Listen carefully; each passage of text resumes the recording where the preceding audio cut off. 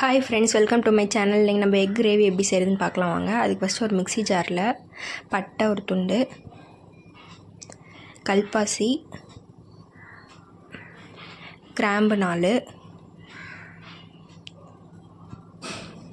அதுக்கப்புறம் இந்த நேம் தரல கைஸ், மறந்துடுச்சு,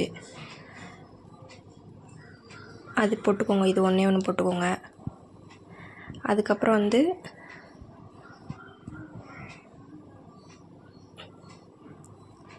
சோம்பு கொஞ்சோண்டு போட்டுக்கோங்க. சோம்பு அந்த வாசனைக்காக அந்த டேஸ்ட்டுக்காக போடுறோம். ஏலக்காய் அந்த வாசம் வரத்துக்காக போடுறோம். இப்போ இதை கொஞ்சம் அரைச்சிடலாம். இது அரைப்படாது, கொஞ்சம் லைட்டாக குறப்பாக ஒரு சுற்றிக்கலாம்.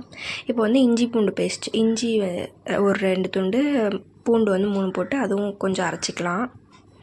பாருங்கள், நல்லா இந்த அளவுக்கு இருக்குது. இப்போ தக்காளி பழுத்த தக்காளியாக நான் குட்டியாக இருக்கனால 2 சேர்த்துக்கிறேன். நீங்கள் பெருசாக இருந்தால் 1 சேர்த்துக்கோங்க. அதை சேர்த்து இதையும் நல்லா பேஸ்ட் மாதிரி அரைச்சிடலாம். தண்ணி வேணால் ஊற்றி பேஸ்ட் மாதிரி அரைச்சிக்கோங்க, நல்லா இந்த அளவுக்கு. இப்போ ஒரு பேன் வச்சுட்டு ஹீட் பண்ணிவிட்டு அதில் ஆயில் 3 டேபிள் ஸ்பூன் ஊற்றிக்கலாம். ஆயில் ஹீட் ஆனதும் பச்சை மிளகா 2 கட் பண்ணி வச்சுருக்கேன், அதுவும் போட்டுக்கலாம். கருவேப்பிலை ஒரு கொத்து போட்டுக்கலாம்.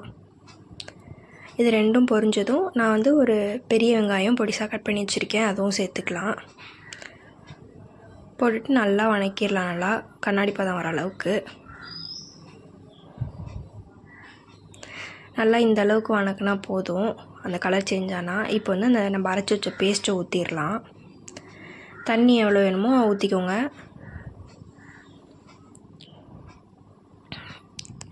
நல்லா இந்த அளவுக்கு ஊற்றிக்கிட்டேன். இப்போ நம்ம மசாலா ஆட் பண்ணிடலாம். மஞ்சத்தூள் 1/4 டேபிள் ஸ்பூன்,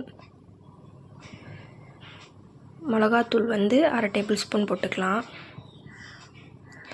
மல்லித்தூளும் 1/2 டேபிள் ஸ்பூன் தான்.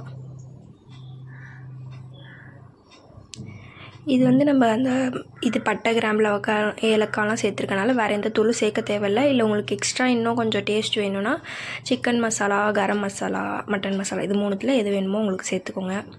இப்போ உங்களுக்கு எல்லாம் ஒரு 2 மினிட்ஸ் இதை கொதிக்க விட்ருங்க. மசாலா வடை போனதுக்கப்புறம் நீங்கள் செக் பண்ணி பார்த்துட்டு குழம்பு நல்லா கொதிக்க விட்டு அந்த எண்ணெய் பிரிஞ்சு வர அளவுக்கு கொதிக்க விட்ருங்க.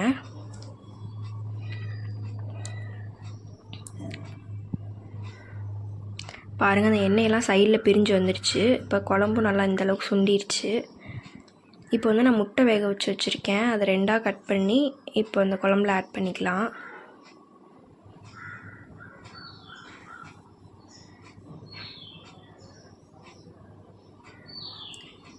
டேஸ்ட்டும் போய் செக் பண்ணிடுங்க. இப்போ எல்லா முட்டையும் நான் 2 கட் பண்ணி வச்சுருக்கேன், அதையும் நல்லா சேர்த்துட்டு அந்த குழம்பு கொஞ்சம் கொஞ்சம் எடுத்து அது மேலே லைட்டாக விடுங்க, அப்போ தான் நல்லா ஊறும். இதை ஒரு 2 மினிட்ஸ் குக் பண்ணிவிட்டு இந்த சைடு ஒரு 2 மினிட்ஸ், அப்புறம் திருப்பி போட்டு ஒரு 2 மினிட்ஸ் நல்லா குக் பண்ணணும்.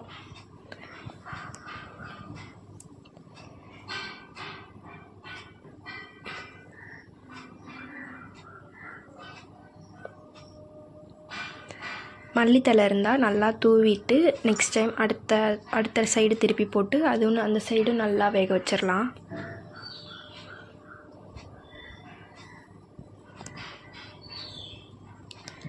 இந்த சைடு திருப்பி போட்டு ஒரு 2 மினிட்ஸ் நீங்கள் முழுசாக போட்டு வச்சுக்கலாம். இப்படி போட்டால் நல்லா அந்த கிரேவிலாம் உள்ளே இறங்கி நல்லா டேஸ்ட்டாக இருக்கும் சப்பாத்திக்கு. நான் இன்றைக்கி சப்பாத்திக்கு தான் அந்த எக் கிரேவி செய்கிறேன். இப்போ எல்லாமே திருப்பி போட்டாச்சு.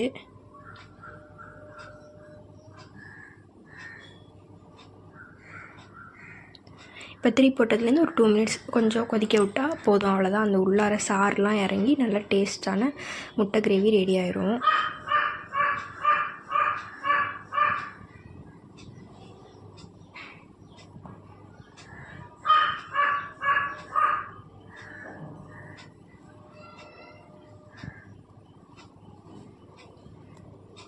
அவ்வளோதான், நம்மளோட சிம்பிளான முட்டை கிரேவி ரெடி ஆயிடுச்சு. இது நீங்கள் சாப்பாட்டுக்கும் போட்டு பிணைஞ்சு சாப்பிட்லாம், இட்லி, தோசை எல்லாத்துக்குமே வச்சு சாப்பிட்லாம்.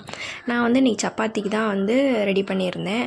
நீங்களும் உங்கள் வீட்டில் ட்ரை பண்ணி பார்த்துட்டு எப்படி இருக்குன்னு எனக்கு கமெண்டில் சொல்லுங்கள். சாஃப்டான சப்பாத்தி எப்படி போடுறதுன்னு நம்ம சேனலில் வீடியோ இருக்குது, அதுவும் பார்த்து எப்படின்னு செஞ்சுக்கோங்க. தேங்க்யூ ஃபார் வாட்சிங். சப்ஸ்கிரைப் பண்ணுங்கள், லைக் பண்ணுங்கள், ஷேர் பண்ணுங்கள், கமெண்ட் பண்ணுங்கள். இது மாதிரி நிறையா வீடியோ பார்க்க நம்ம சேனலை ஃபாலோ பண்ணிக்கோங்க. சப்பாத்திக்கும் முட்டை கிரேவிக்கும் நல்லா டேஸ்ட்டாக இருந்தது. நீங்களும் உங்கள் வீட்டில் ட்ரை பண்ணி பாருங்கள். தேங்க்யூ ஃபார் வாட்சிங்.